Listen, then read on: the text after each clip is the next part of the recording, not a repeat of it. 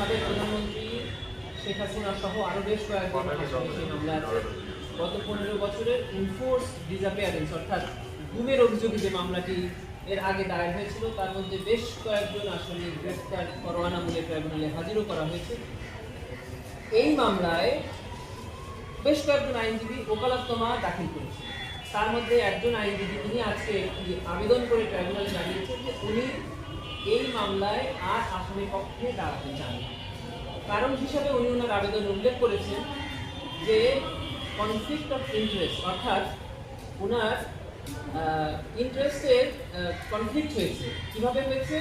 যে উনি নিজে একজন গুম ভিকটিম হিসাবে ট্রাইব্যুনালের প্রসিকিউশনে একটি অভিযোগ করেছেন যে ওই অভিযোগে তিনি যাদেরকে অভিযুক্ত হিসাবে দেখিয়েছেন এবং ইতোমধ্যে উনি ট্রাইব্যুনালে একজন সাক্ষী হিসাবে জবানবন্দি প্রদান করেছেন তদন্তকারী কর্মকর্তার কাছে। সেখানে তিনি যাদের বিরুদ্ধে অভিযোগ এনেছেন তারাই এই ট্রাইব্যুনালের মামলায় ইতিমধ্যে আসামি হয়েছেন, আর সেই আসামির পক্ষে উনি আইনজীবী হিসাবে ট্রাইব্যুনাল দাঁড়িয়েছেন।